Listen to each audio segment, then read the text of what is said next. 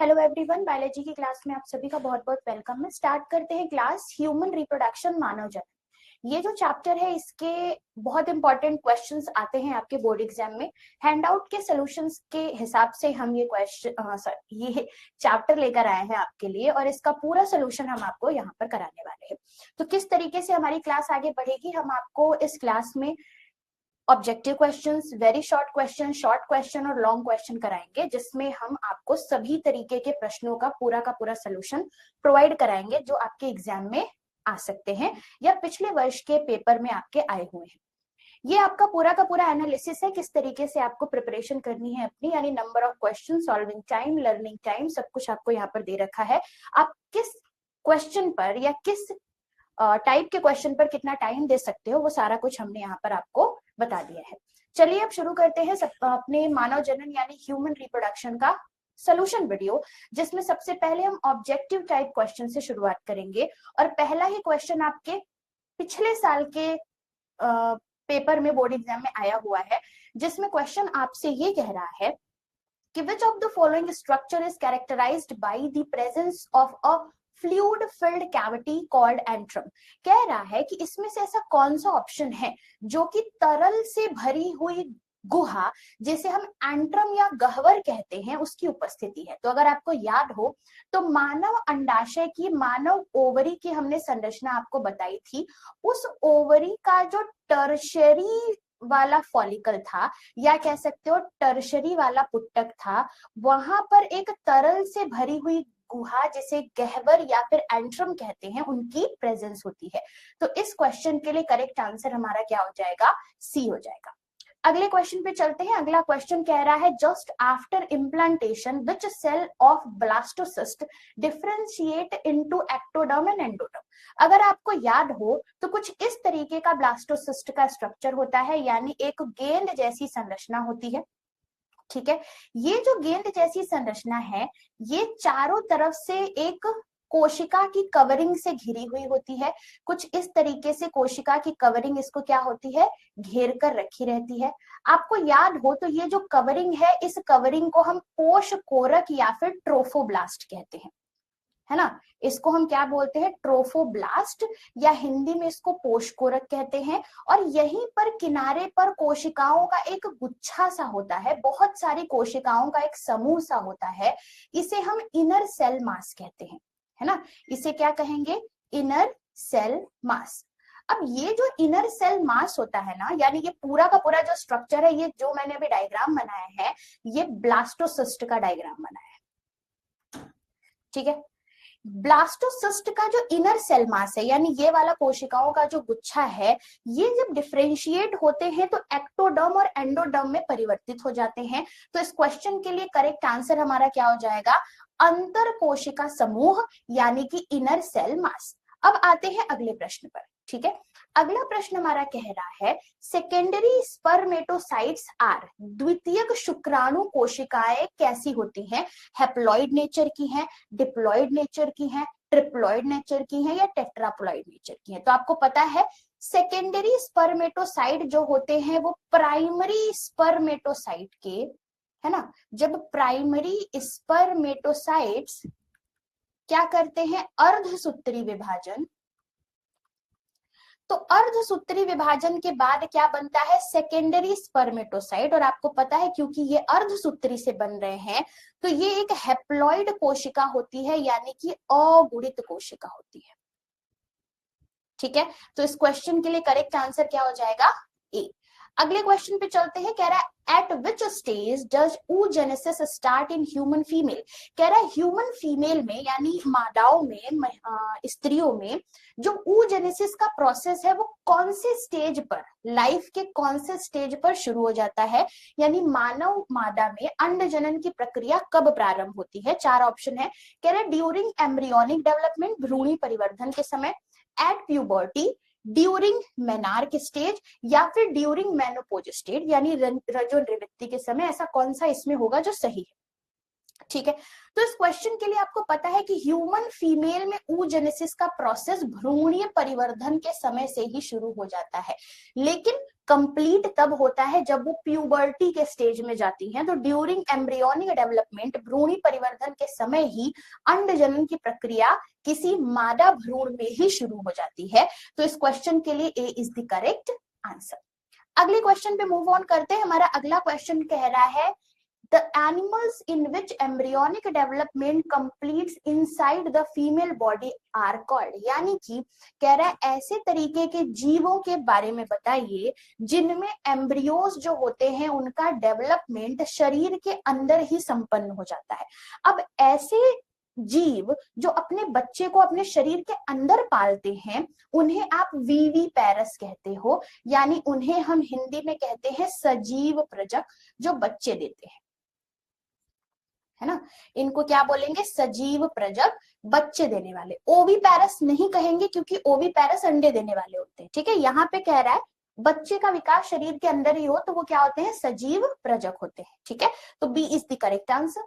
अगला question, the hormone that is released from the testis is, testis यानी वृषण से निकलने वाला हार्मोन। वेरी इजी गाइस, टेस्टोस्टेरोन जो होता है ये वृषण से निकलने वाला नर लिंग हार्मोन होता है, ठीक है।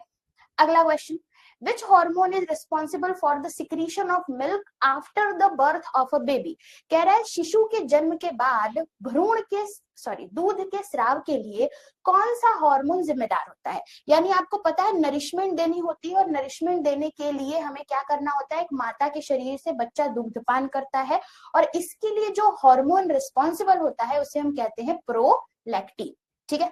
Next question, menstrual cycle occurs in, कह रहा है आतर्व चक्र इनमें से किन में पाया जाता है। आपको पता है ये एक ऐसा चक्र होता है जो फीमेल बॉडी में, प्राइमेट्स की फीमेल बॉडी में पाया जाता है। इसमें अगर आप एग्जाम्पल देखोगे तो ह्यूमंस भी प्राइमेट्स होते हैं, मंकी और चिंपैंजी ये सब प्राइमेट्स होते हैं। तो इस क्वेश्चन के लिए all of these is the correct answer. अगला question, the total number of eggs produced by a healthy human female during lifetime, कह रहा है एक मादा महिला के या एक मादा मानव के शरीर में पूरी जिंदगी भर में कितने अंडाणुओं का निर्माण होता है, या कितने तरीके से आप कह सकते हो पूरे स्वस्थ मादा के पूरे जीवन काल में कितने अंडों की कुल संख्या होती है। तो एक महिला जब अपनी पूरी जीवन काल में अंडाणुओं को उत्पन्न करने के लिए उसमें जो अंडों की संख्या होती है कुल उसके अंडाशय में, वो करीब करीब 400 होती है। इसको याद रख लीजिएगा, ये भी क्वेश्चन पूछ लेता है। Again, gestation is the period between, गर्भधारण के बीच की अवधि क्या है। अब नाम से समझ में आ रहा होगा क्या कह रहा है? गेस्टेशन पीरियड, गर्भधारण के बीच की अवधि, यानी एक बच्चे का भ्रूण और प्रसव के बीच की अवधि पूछ रहा है, ठीक है। तो 4 ऑप्शन है। पहला ऑप्शन कह रहा है बर्थ एंड प्यूबर्टी, दूसरा ऑप्शन कह रहा है foetus forming and being baby, and fertilization and the birth of young, and fertilization and implantation। कह रहा है गेस्टेशन पीरियड क्या होता है। कह रहे गेस्टेशन पीरियड की अगर हम बात करें ना तो निषेचन के बाद जो हमारा जाइगोट बना हुआ है और उससे लेकर के बच्चे का पूरा विकास होने का जो बीच का समय होता है उसे गेस्टेशन पीरियड कहते हैं। तो इस क्वेश्चन के लिए करेक्ट आंसर इज सी, ठीक है। अगले क्वेश्चन पे चलते हैं। ओके, कह रहा है colostrum is the first milk, है ना। जब एक मादा अपने बच्चे को जन्म देती है तो सबसे पहले मैमरी ग्लैंड से जो मिल्क सिक्रीट होता है, कह रहा है ये जो फर्स्ट मिल्क है जिसे हमने कोलोस्ट्रम नाम दिया है, जिसे आप खीस भी कहते हो, इस कोलोस्ट्रम में कौन सा एंटीबॉडी पाया जाता है, ये क्वेश्चन है। तो ये जो कोलोस्ट्रम है इसमें जो एंटीबॉडी पाया जाता है जो भ्रूण को रोगों से, अब तो भ्रूण नहीं, अब तो बेबी है, बेबी को रोगों से लड़ने में बचाता है, तो उस एंटीबॉडी को हम बोलते हैं इम्यूनोग्लोब्युलिन ए। याद रखिएगा, ये फर्स्ट सिक्रीटेड मिल्क होता है जिसे आप कोलोस्ट्रम कहते हो, जिसमें एंटीबॉडी कौन सी होती है, IgA।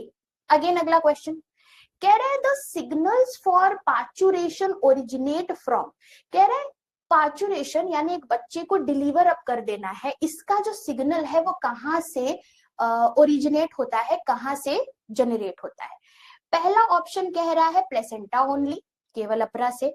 दूसरा कह रहा है placenta as well as fully develop foetus, यानी कि अपरा के साथ साथ पूर्ण विकसित गर्भ से। तीसरा कह रहा है oxytocin release from maternal pituitary oxytocin, मातृ पीयूष ग्रंथि से निकलता हुआ। चौथा कह रहा है फुल्ली डेवलप फीटस ओनली, केवल पूर्ण विकसित गर्भ से या भ्रूण से ये रिलीज होता है। तो एक बच्चा डिलीवर करना है, इसका जो संकेत है ये डिलीवर करता है प्लेसेंटा और साथ ही साथ फुल्ली डेवलप फीटस। इसको याद रखेंगे। इस क्वेश्चन का करेक्ट आंसर हो जाएगा B. 13 number question is Bartholin's glands occur in. एक ग्रंथि है जिसे बर्थोलिन ग्रंथि कहते हैं, ये किसमें पाई जाती है? तो बर्थोलिन ग्रंथि या ग्लैंड जो होती है ये किसका पार्ट होती है? कंफ्यूजन बिल्कुल नहीं लेकर आना है, ये है फीमेल रिप्रोडक्टिव सिस्टम का पार्ट। ठीक है, अब हमें पता है ये एक मादा जनन तंत्र का पार्ट है, फीमेल रिप्रोडक्टिव सिस्टम का पार्ट है, तो वास्ट डिफरेंस तो गलत हो गया। टेल ऑफ बर्ड्स भी गलत हो गया, हेड ऑफ एम्फीबियंस भी गलत हो गया। साइड्स ऑफ वेजाइना में ही बर्थोलिन ग्लैंड्स पाई जाती हैं, ये फीमेल रिप्रोडक्टिव सिस्टम का पार्ट है। तो इस क्वेश्चन के लिए correct answer is B. Again अगला क्वेश्चन कह रहा था part of fallopian tube closest to the ovary is. कह रहा है कि फैलोपियन नलिका का अंडाशय से सबसे निकटतम भाग कौन सा है? आपको पता है फैलोपियन नलिका के 3 भाग होते हैं।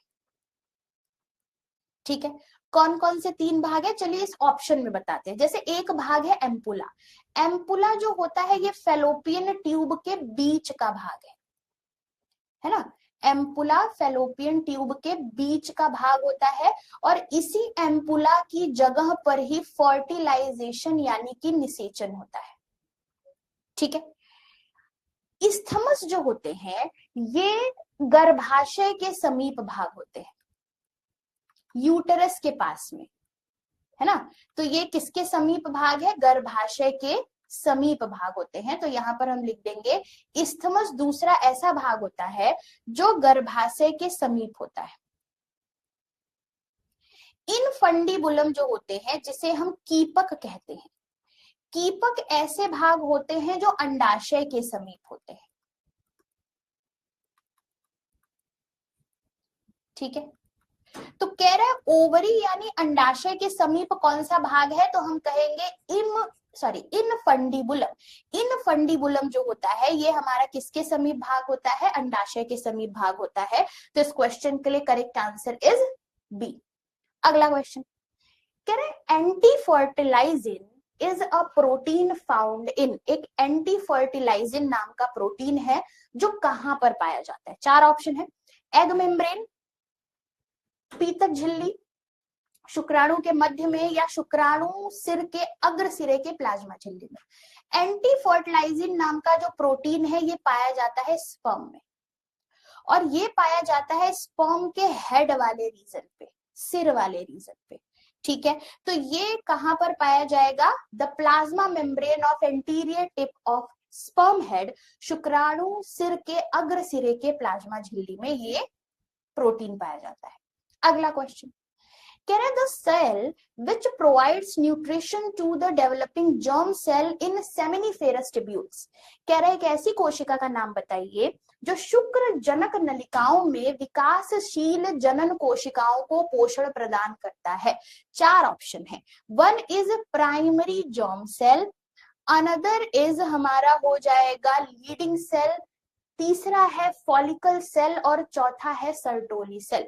अब आपको पता है नर जर्म कोशिकाओं को विकसित करने के लिए पोषण प्रदान करने वाली कोशिकाएं सर्टोली कोशिकाएं होती हैं। कई बार ये क्वेश्चन पूछा गया है, इसको याद रखेंगे। अगला क्वेश्चन ह्यूमन कोरियोनिक गोनेडोट्रोपिन, ये एक हार्मोन है, इसे कौन सिक्रीट करता है? जिसे शॉर्ट फॉर्म में आप HCG कहते हो। तो ह्यूमन कोरियोनिक गोनेडोट्रोपिन हार्मोन कौन सिक्रीट करता है? पीतपिंड कार्पस ल्यूटियम, अपरा प्लेसेंटा, स्तन ग्रंथि मेमरी ग्लैंड, अंडाशय या ओवरी। ठीक है, तो हमें बताना है इन चारों में से कौन सा ऑप्शन सही है।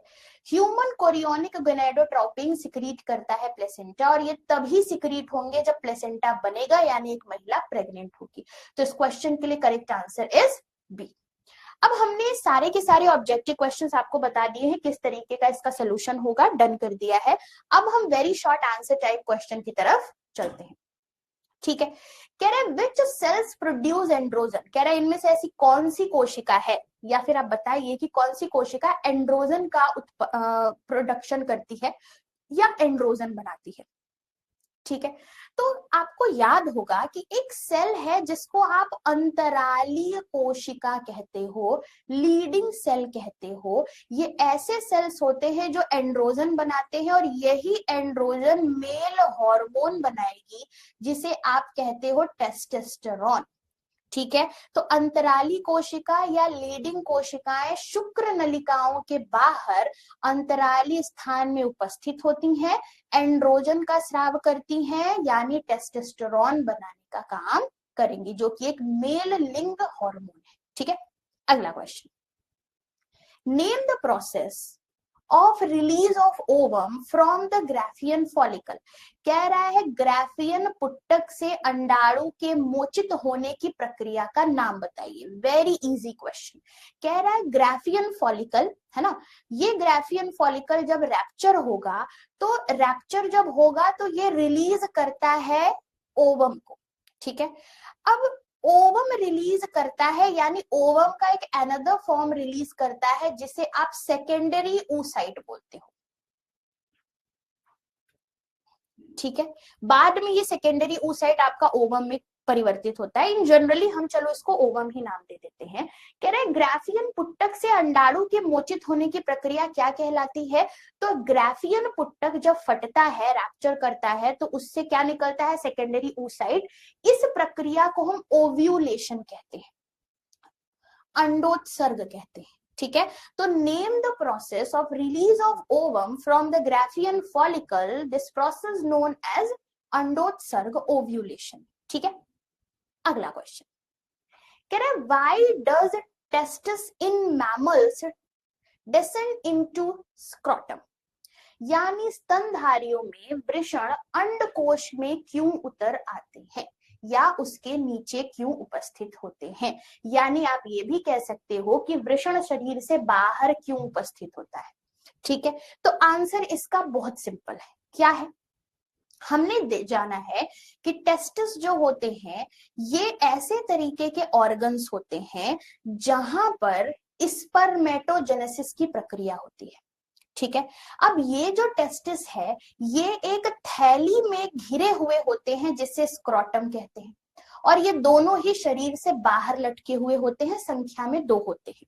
ठीक है, ऐसा इस वजह से क्योंकि शरीर के बाहर ये जो स्क्रोटम है टेस्टिस को कम टेम्परेचर प्रोवाइड करता है, करीब 2 से 2.5 डिग्री तक, और इसी कम टेम्परेचर में क्या प्रोड्यूस होता है? स्पर्म प्रोड्यूस होता है, स्पर्मेटोजेनेसिस होती है। इसी वजह से टेस्टिस शरीर से बाहर स्क्रोटम में होते हैं। क्यों? क्योंकि नॉर्मल बॉडी टेम्परेचर पर स्पर्म प्रोडक्शन नहीं होगा।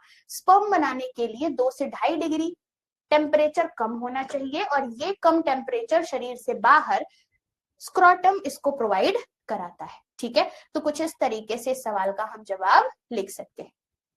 अगला क्वेश्चन, व्हाट इज लैक्टेशन? कह रहे लैक्टेशन क्या है? दुग्ध स्रावण क्या है? ठीक है, नाम से समझ में आ रहा होगा, हिंदी तो सुन के बिल्कुल समझ में आ रहा होगा, इंग्लिश में थोड़ा कंफ्यूजन हो रहा होगा, है ना, क्योंकि लैक्टेशन दुग्ध स्रावण, तो दुग्ध श्रावण का मतलब कुछ दूध जैसा निकलना, है ना। तो लैक्टेशन एक बायोलॉजिकल प्रोसेस है। ये प्रोड्यूस होता है कहाँ से?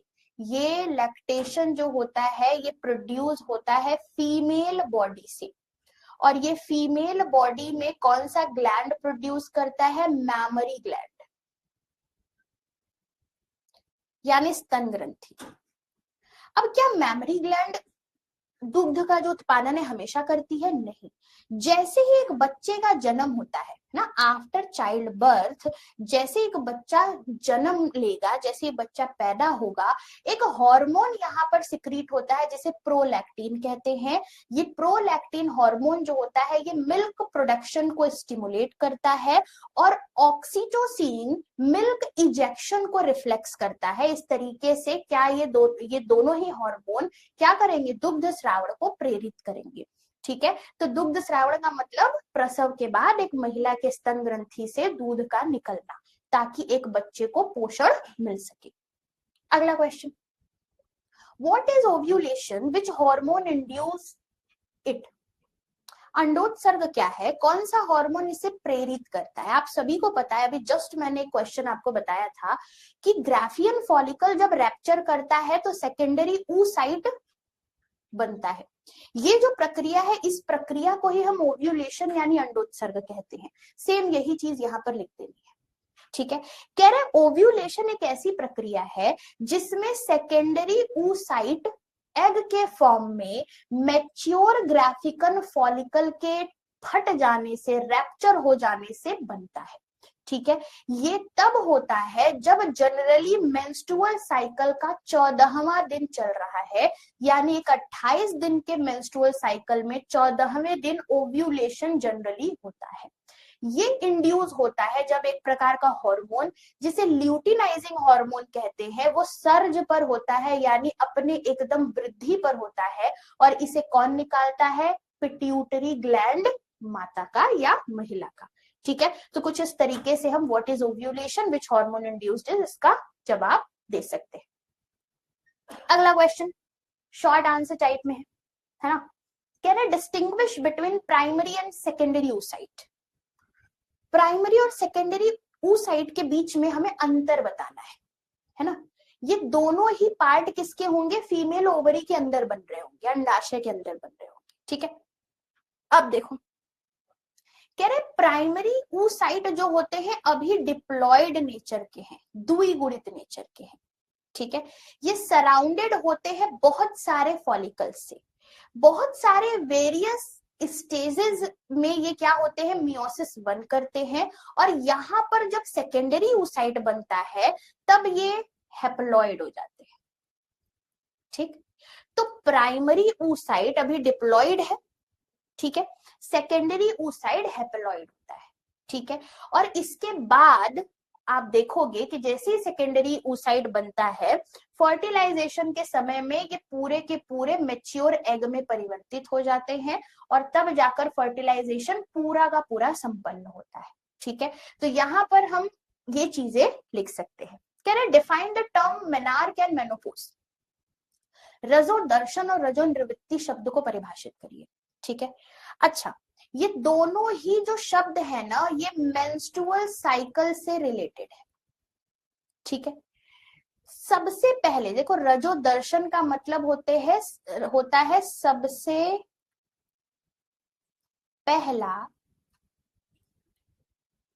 मेंस्ट्रुअल साइकिल, यानी एक महिला में जब सबसे पहली बार पीरियड्स आते हैं तो उसे हम कहते हैं मेनार्क। ठीक, रजो दर्शन। जब किसी महिला में जब किसी महिला में पीरियड्स खत्म हो जाते हैं एक एज के बाद, 45 से 50 की एज के बाद, तो पीरियड्स खत्म होने वाला जो समय होता है उस लास्ट पीरियड को हम मेनोपॉज बोलते हैं। ठीक, तो menarche is the start of first menstrual cycle, यानी मेंस्ट्रुअल साइकिल की जब शुरुआत होगी, सबसे पहला जब मेंस्ट्रुअल साइकिल होगा, तो इसे हम मेनार्क या रजोदर्शन कहते हैं। ठीक है, लेकिन लास्ट एकदम 50 तक की उम्र के समय में जनरली जब क्या हो जाता है, मेंस्ट्रुअल साइकिल रुक जाती है, लास्ट साइकिल यानी अंतिम साइकिल जब होती है किसी महिला के अंदर करीब 45 से 50 वर्ष की उम्र में, तो इसे हम रजो निवृत्ति या मेनोपॉज कहते हैं। ये याद रखेंगे। ठीक है, अब कह रहा है give and account of longitudinal sections of seminiferous tubules, यानी अब हमें शुक्र जनन नलिका की अनुदैर्ध्य काट बतानी है, यानी अब हमें स्ट्रक्चर देखना है किसका, वृषण का। ठीक है, यानी टेस्टिस का स्ट्रक्चर देखना है और उसमें हम देखेंगे सेमिनिफेरस ट्यूब्यूल्स, इसका हमें डायग्राम बनाना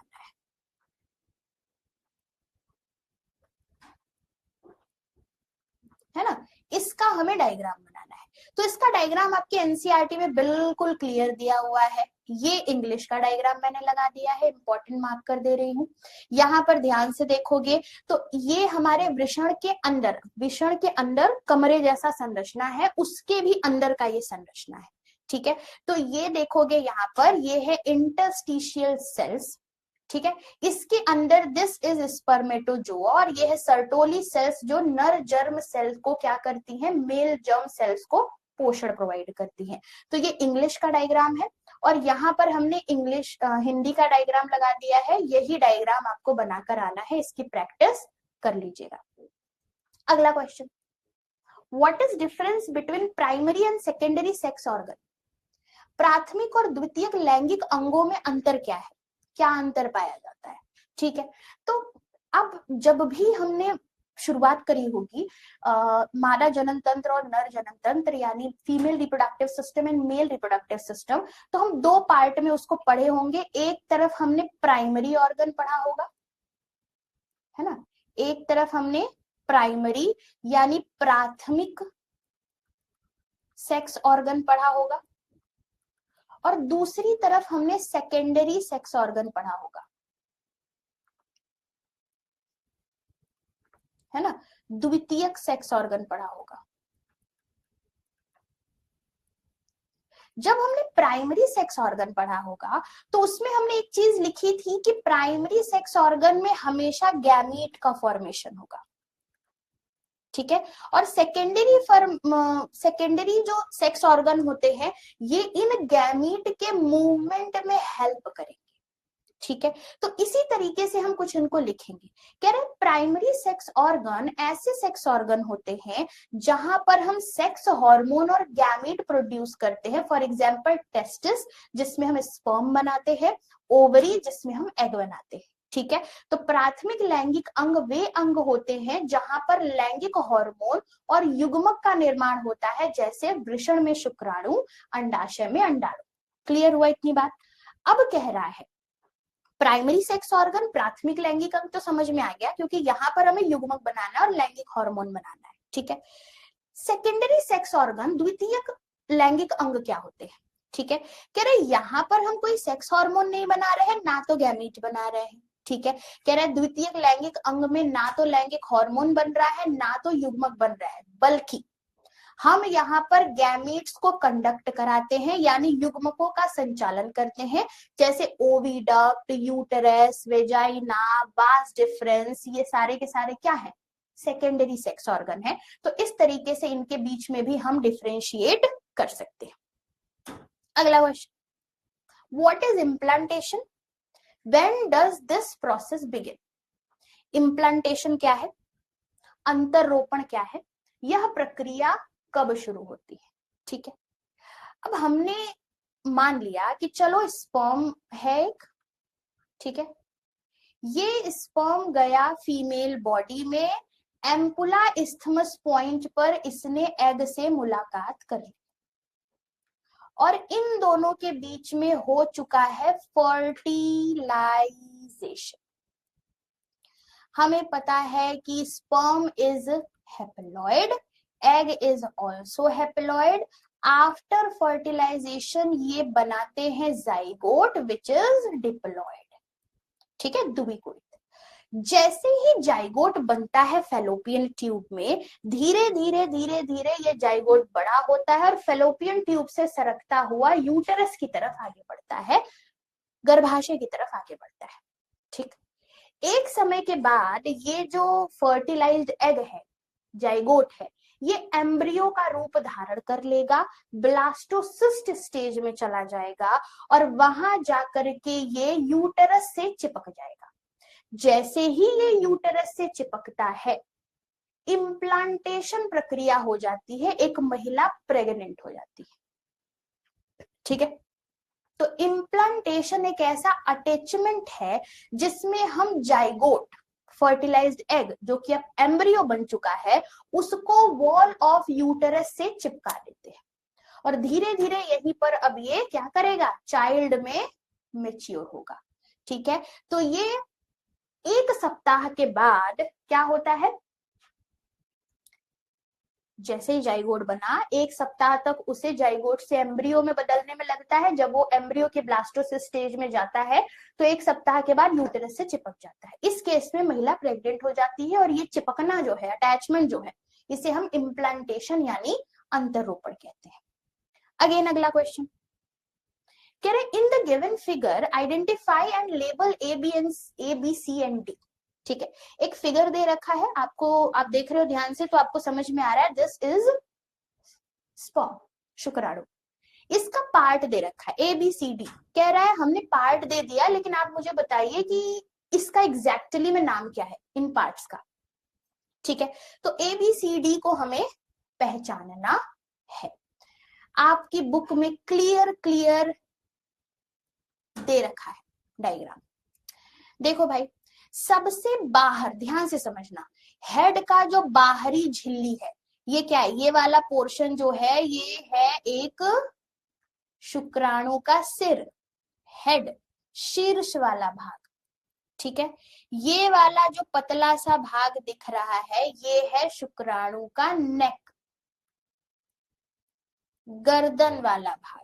ये जो बीच का भाग दिख रहा है ये है किसी शुक्राणु का मिडिल पीस, मध्य वाला भाग, और ये जो बड़ा सा संरचना है दिस इज टेल। ठीक है, तो हेड को घेर कर एक झिल्ली होती है जिसे प्लाज्मा झिल्ली कहते हैं। आगे एक टोपी की जैसी संरचना है जिसे एक्रोसोम कहते हैं, और यहीं पर आपको हेप्लॉइड न्यूक्लियस भी दिखेगा। नेक वाले पोर्शन में आपको सेंट्रियोल दिखते हैं। मिड वाले पोर्शन जिसे आप मिडिल पीस कहते हो, यहाँ पर बहुत सारे माइटोकॉन्ड्रिया होते हैं, और लास्ट में ये स्विम करने के लिए शुक्राणुओं के टेल पाया जाता है। ये है शुक्राणु का डायग्राम और हम इसको लेबल कर सकते हैं, बुक में भी दे रखा है, याद रखिए। अब आ जाते हैं लॉन्ग आंसर टाइप क्वेश्चन पर। लॉन्ग आंसर टाइप क्वेश्चन में आपको सबसे पहला क्वेश्चन दे रखा है what is oogenesis, give and account of various stages of it. oogenesis अंड जनन क्या है, इसके विभिन्न चरणों का विवरण दीजिए। ठीक है, तो इसके बारे में हमें बताना है। आपको पता है ये जो प्रक्रिया है इस प्रक्रिया को हम कहते हैं गैमेटोजेनेसिस, यानी गैमेट के निर्माण की प्रक्रिया, है ना। हिंदी में इसी को युग्मक निर्माण प्रक्रिया भी कह देते हैं। इसे बहुत साइंस की भाषा में गैमेटोजेनेसिस कहा जाता है। ठीक है, अब ये जो गैमेटोजेनेसिस है, युग्मक निर्माण की प्रक्रिया है, इसमें हम किसके बारे में पढ़ रहे हैं, oogenesis के बारे में पढ़ रहे हैं। यानी इस ही प्रक्रिया में हम सीखेंगे अंड जनन कैसे होता है।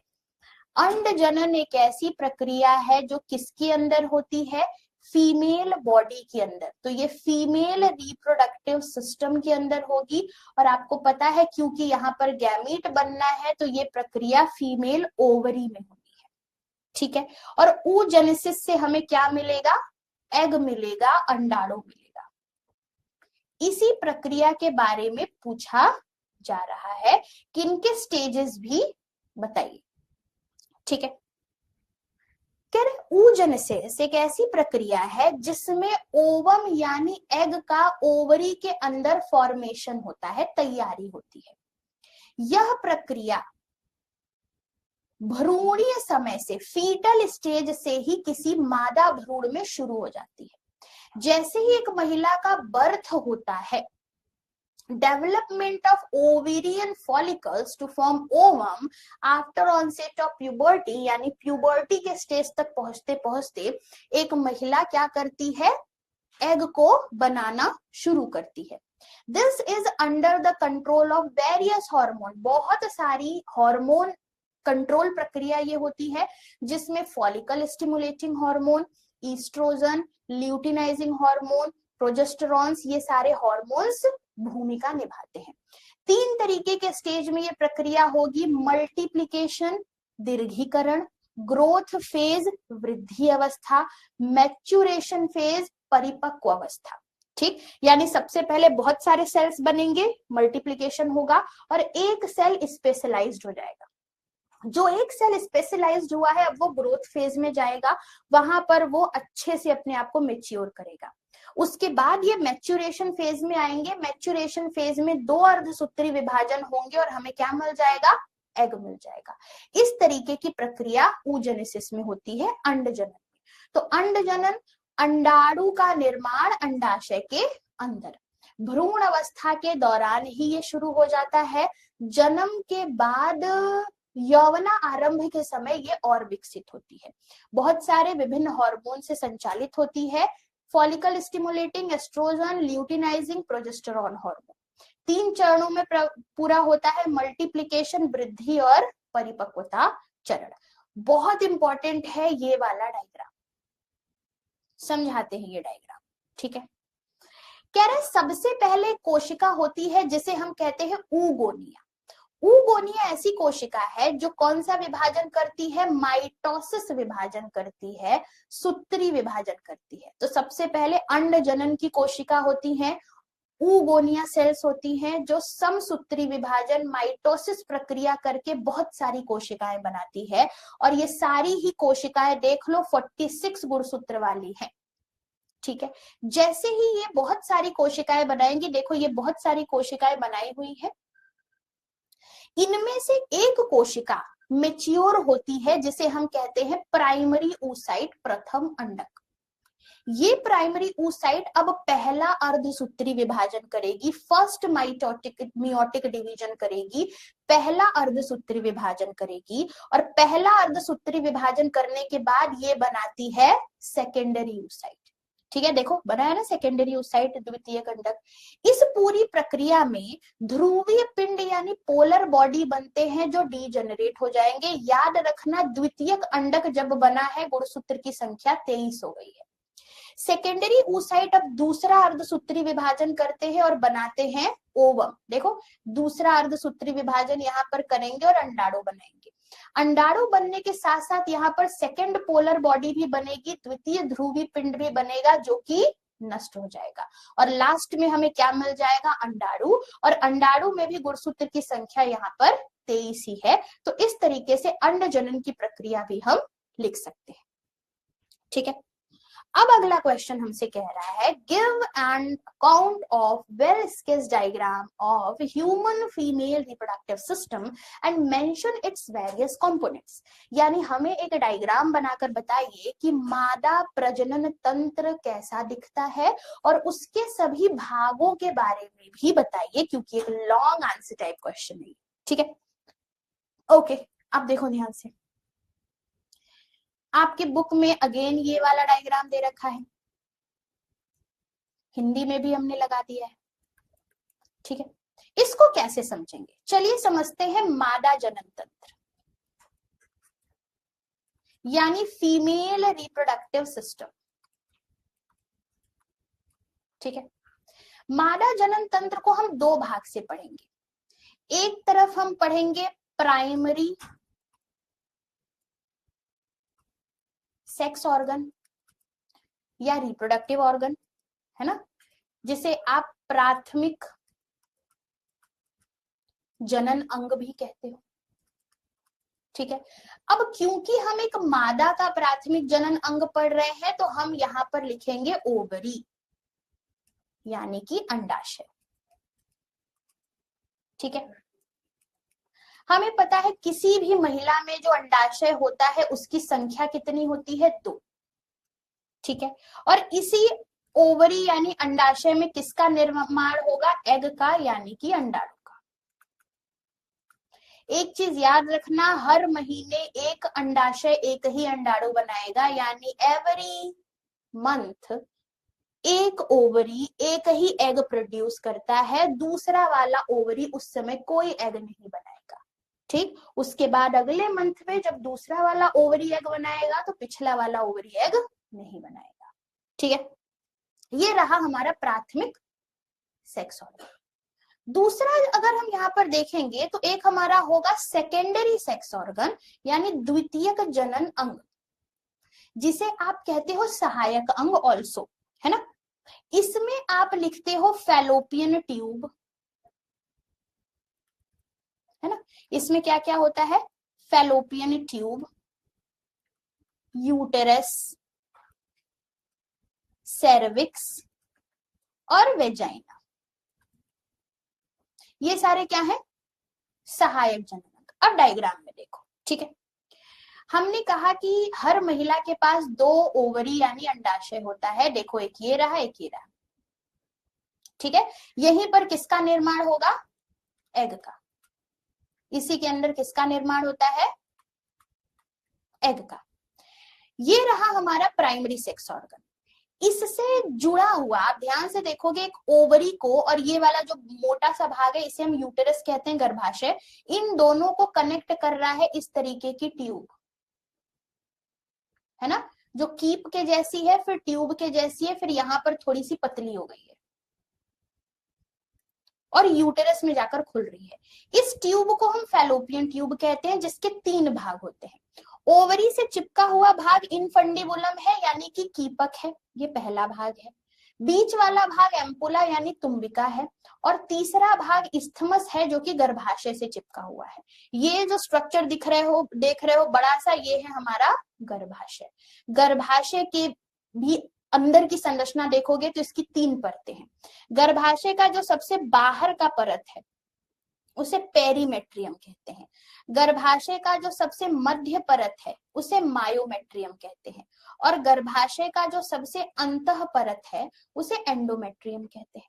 गर्भाशय बाहर की तरफ एक पतली सी नलिका में खुल रहा है, जिसे सर्विक्स यानी ग्रीवा कहते हैं, और ग्रीवा जो होती है ये वेजाइना में कुछ इस तरीके से खुलती है, और इसे ही हम बर्थ कैनाल भी कहेंगे। इसी रास्ते एक बच्चे का जन्म भी होता है, ठीक है। तो ये सारी चीजें हिंदी में भी यहाँ पर लिखी हुई हैं, ध्यान से देखो। ये रहा हमारा अंडाशय, 2 संख्या में अंडाशय को जोड़कर रखने वाली संख्या अंडवाहिनी नलिका या फैलोपियन ट्यूब, जिसमें 3 भाग होते हैं, कीपक, तुम्बिका, इस्थमस। कीपक अंडाशय के समीप, तुम्बिका बीच वाला भाग, और गर्भाशय के समीप संकीर्ण पथ यानी स्थमस। बड़ा सा ये जो भाग है इसे गर्भाशय कहते हैं। गर्भाशय बाहर की तरफ एक ग्रीवा में खुला हुआ है, और ग्रीवा बाहर योनि मार्ग में खुलती है, इसे हम जन्मनाल भी कहते हैं। गर्भाशय के 3 परत होते हैं, बाहर का गर्भाशय परिगर्भाशय, मध्य स्तर को मध्य या पेशी स्तर कहते हैं, और अंदर के स्तर को अंतः स्तर या एंडोमेट्रियम कहते हैं। तो इस तरीके से मादा जनन तंत्र हम लिख सकते हैं। अब अगला क्वेश्चन कह रहा है, make a well label diagram of male reproductive system. अभी तक हमने फीमेल रिप्रोडक्टिव सिस्टम पढ़ा, अब हमें मेल रिप्रोडक्टिव सिस्टम यानी नर जनन तंत्र के बारे में पढ़ना है। अगेन गाइज, ये स्ट्रक्चर आपकी बुक में दे रखा है, इसी स्ट्रक्चर को बनाकर इसको एक्सप्लेन करेंगे, ठीक है। चलिए यहाँ पर एक्सप्लेन करते हैं 1 बाय 1, ठीक। तो अगर हम नर जनन तंत्र की बात करें तो इसमें जो प्राथमिक यानी प्राइमरी सेक्स ऑर्गन होता है उसे हम टेस्टिस कहते हैं। हिंदी में इसको कहा जाता है वृषण, ठीक। अगेन ये संख्या में 2 होते हैं और ये शरीर से बाहर होते हैं, ठीक है। शरीर से बाहर ये एक थैली में लटके हुए होते हैं, जिसे हम कहते हैं स्क्रोटम। स्क्रोटम इसको 2 से 2.5 डिग्री सेल्सियस कम टेम्परेचर प्रोवाइड कराता है, ताकि यहां पर किसका निर्माण हो सके, स्पर्म का, ठीक है। तो ये तो बात हो गई टेस्टिस की, ठीक। ये रहा टेस्टिस दोनों तरफ, ठीक है।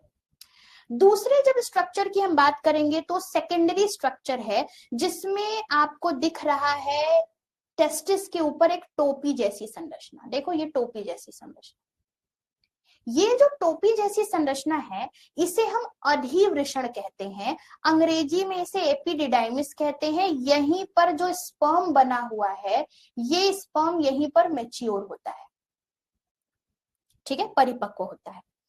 एपिडिडाइमिस से एक नलिका निकली हुई है, देखो इस तरीके की, ठीक, ये जो नलिका है इसे वॉस डिफरेंस कहते हैं, ये दोनों तरफ होगी और हिंदी में इसको शुक्रवाहक कहते हैं। मेच्योर स्पर्म को ऊपर ले जाने का काम करता है।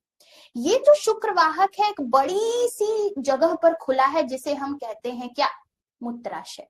यहीं पर पाया जाता है शुक्राशय, प्रोस्टेट ग्रंथि, कंड मूत्र पत्र ग्रंथि। ये तीनों ही मिलकर स्पर्म के साथ मिक्स करती हैं एक स्राव और सीमन का निर्माण होता है और फिर ये शिश्न मुंड वाले क्षेत्र से शरीर से बाहर निकल जाता है। यानी यहाँ हमने अभी आपको बोला कि ये वॉस डिफरेंस यूरिनरी ब्लैडर में खुलता है, जहां पर सेमिनी वेसिकल, प्रोस्टेट, बल्बो यूरेथ्रल एक सिक्रीशन छोड़ती हैं जो वॉस डिफरेंस से लाए हुए स्पर्म के साथ मिक्स होकर सीमन बनाता है और फिर इसको पेनिस के द्वारा शरीर से बाहर निकाल दिया जाता है। ये पूरा का पूरा क्या है, मेल रिप्रोडक्टिव सिस्टम, नर जनन तंत्र। इसको इसी तरीके से एक्सप्लेन करना है। अगला क्वेश्चन है what is menstrual cycle, mention various event with graphical representation. यानी मासिक धर्म चक्र क्या है, ग्राफिकल रिप्रेजेंटेशन के साथ इस घटनाओं को बताइए। यानी फीमेल के अंदर होने वाला एक ऐसा चक्र जो कि उनके रिप्रोडक्टिव सिस्टम से कनेक्ट करता है, उसके बारे में बताना है। ठीक है, अब इसको ध्यान से समझना। कह रहा है the reproductive cycle in female primates, यानी फीमेल प्राइमेट्स में, मादा प्राइमेट्स में, जिसमें मंकी, एप्स, ह्यूमंस ये सारे जीव आते हैं, उसमें ये एक रिप्रोडक्टिव साइकिल है जिसे हम मेंस्ट्रुअल साइकिल कहते हैं। यानी मादा प्राइमेटों में ये एक तरीके का जनन चक्र है जिसे आतर्व चक्र या मेंस्ट्रुअल साइकिल कहा जाता है। ठीक है, फर्स्ट मेंस्ट्रुअल साइकिल प्यूबर्टी के समय पे शुरू होता है जिसे मेनार्च या फिर रजोदर्शन कहते हैं। ठीक है, इसे क्या कहते हैं, रजोदर्शन। स्त्रियों में आतर्व चक्र 28 से 29 दिन की अवधि के बाद दोहराया जाता है। इसी वजह से इसे हम मेंस्ट्रुअल साइकिल कहते हैं क्योंकि एक साइकिल वाली घटना होती है। और आतर्व चक्र की मुख्य घटनाओं में सबसे पहली जो घटना है इसे मेंस्ट्रुअल फेज से शुरुआत करते हैं। ठीक है, मेंस्ट्रुअल फेज में ये ऐसे साइकिल्स होते हैं जहां पर क्या होता है, ब्लीडिंग होती है, मेंस्ट्रुअल फ्लो होता है। जनरली 3 से 5 दिन तक होता है, किसी में 3 दिन, 4 दिन, 5 दिन, उनके साइकिल पर वो डिपेंड करता है। ठीक है, मेंस्ट्रुअल फ्लो तब होगा जब यूटेरस की यानी कि गर्भाशय की जो अंतः परत है वो टूट जाती है और वहां की रक्त वाहिनियां जब नष्ट होती हैं तो ब्लड के साथ ये योनि से बाहर निकलती हैं और इसी प्रक्रिया को हम क्या बोलते हैं, मेंस्ट्रुएशन यानी रजोधर्म। ये तब होता है जब अंडाणु निषेचित नहीं हुआ है यानी ओवम फर्टिलाइज्ड नहीं हुआ है। दूसरा जो फेज है उसे फॉलिक्यूलर फेज कहते हैं, पुटकीय प्रावस्था कहते हैं। कह रहे हैं मेंस्ट्रुअल फेज के बाद, जब ब्लीडिंग हो गई उसके बाद की जो अगली प्रावस्था होती है उसे फॉलिकुलर फेज कहते हैं। ठीक है, ये जो फॉलिकुलर फेज है इसमें प्राइमरी फॉलिकल्स जो होते हैं वो धीरे धीरे डेवलप हो जाते हैं ग्राफियन फॉलिकल में। ठीक है, और यहाँ पर एंडोमेट्रियम यूटेरस की दोबारा से धीरे धीरे जनरेट होने लगती है। तीसरी अवस्था इज ओव्यूलेटरी फेज या अंडोत्सर्ग चरण।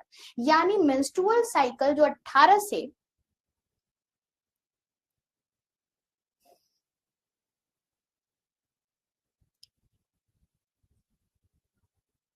यानी मेंस्ट्रुअल साइकिल जो जनरली 28 से 29 दिन का होता है उसमें 14वें दिन पर एक हार्मोन के ज्यादा बन जाने की वजह से, जो ल्यूटिनाइजिंग हार्मोन और फॉलिकल स्टिमुलेटिंग हार्मोन होते हैं,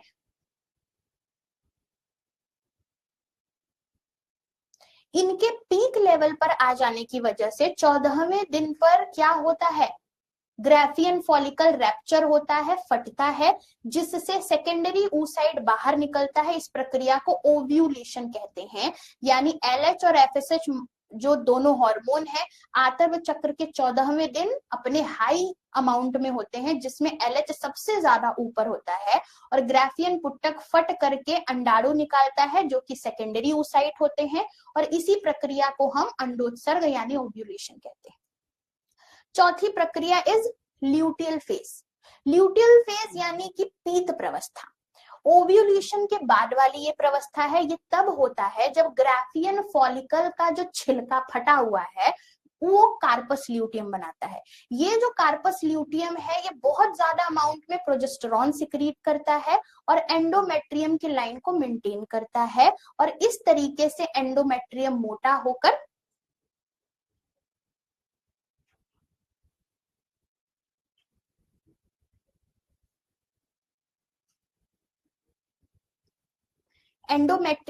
होकर वेट करता है प्रेगनेंसी के लिए, लेकिन जब उसे प्रेगनेंसी नहीं मिलती है तो ये टूटकर वापस से मेंस्ट्रुएशन फेज दिखाता है। ठीक है, तो इस डायग्राम को बना लीजिएगा, ये भी इंपॉर्टेंट है। यहाँ पर आपको menstruation, follicular phase, luteal phase और अगले साइकिल के बारे में बताया जा रहा है। यहाँ यूटेरस का इवेंट है, यहाँ पर ओवरी में क्या क्या चेंजेस हो रहे हैं और यहाँ पर हार्मोन लेवल्स बताए जा रहे हैं। तो ये दोनों डायग्राम बना लेना इंग्लिश और हिंदी में, जो आपकी किताब में भी दे रखा है। ठीक है, अब अगला क्वेश्चन देखते हैं। Where does spermatogenesis take place in human males? Describe the stages of the process. What is the role of testosterone? मानव में शुक्राणु जनन कहाँ पर होता है, इस प्रक्रिया के चरणों का वर्णन करना है। ठीक है, जैसे हमने अंड जनन की प्रक्रिया पढ़ी थी, वैसे ही अब हमें स्पर्म बनने की प्रक्रिया पढ़नी है, यानी स्पर्म निर्माण की प्रक्रिया पढ़नी है। और ये स्पर्म निर्माण की जो प्रक्रिया है ये प्रारंभ होता है कहाँ पर? मेल बॉडी की टेस्टिस में। इसी प्रक्रिया को हम स्पर्मेटोजेनेसिस या शुक्राणु जनन कहते हैं। ठीक है, इस पूरी प्रक्रिया के लिए ये डायग्राम बहुत इंपॉर्टेंट है, याद रखिएगा। देखो अब क्या क्या है। टेस्टिस यानी वृषण में जो कोशिका होती है इसे हम कहते हैं स्पर्मेटोगोनिया, है ना। यौवना आरंभ के समय में शुक्राणु जन की जो कोशिकाएं हैं वो माइटोसिस करती हैं, यानी सूत्री विभाजन करती हैं, बहुत सारी कोशिकाएं बनाएंगी, जिसमें से एक कोशिका डिफरेंशिएट होके प्राइमरी स्पर्मेटोसाइट बनाती है, प्राथमिक शुक्र कोशिका बनाती है। अभी तक ये सारी कोशिका द्विगुणित है, 46 क्रोमोसोम के साथ है। प्राइमरी स्पर्मेटोसाइट यानी प्राथमिक शुक्र कोशिका पहला मियोटिक डिवीजन यानी अर्धसूत्री विभाजन करेगी और द्वितीयक शुक्राणु कोशिका या सेकेंडरी स्पर्मेटोसाइट बनाएगी, और अब जाकर यहाँ गुणसूत्र की संख्या 23 हो गई है। द्वितीयक शुक्राणु कोशिकाएं दोबारा से द्वितीय अर्धसूत्री विभाजन करती हैं, सेकेंड मियोटिक डिवीजन करती हैं और स्पर्मेटिड बनाती हैं, शुक्राणु प्रसु बनाती हैं, और यहाँ गुणसूत्र की संख्या अभी भी 23 है। शुक्राणु बनाने के लिए जो स्पर्मेटिड्स है वो अपने आप को चेंज करते हैं, क्योंकि स्पर्मेटिड जो होते हैं वो मूव नहीं कर सकते, गोल आकार के होते हैं। तो शुक्राणु एक लंबा स्ट्रक्चर है, मूवमेंट करने वाला स्ट्रक्चर है। इसमें जब डिफरेंशिएट होता है स्पर्मेटिड तो क्या बनाता है? स्पर्मेटोजोआ, और यही हमारे शुक्राणु होते हैं। यानी एक सेल से कितने शुक्राणु बने? 1 2 3 4। याद रखना, ये इंपॉर्टेंट बहुत डायग्राम होने वाला है आपके लिए। ठीक है, तो इस तरीके से हमने कंप्लीट कर लिया है अपना ह्यूमन रिप्रोडक्शन वाला चैप्टर, मानव जनन वाला चैप्टर, जिसके इंपॉर्टेंट क्वेश्चन हमने सारे के सारे कर लिए। अब अगली क्लास में अगले इंपॉर्टेंट चैप्टर के साथ, उनके सोल्यूशन वीडियो के साथ हम आपसे मिलेंगे। Thank you so much guys.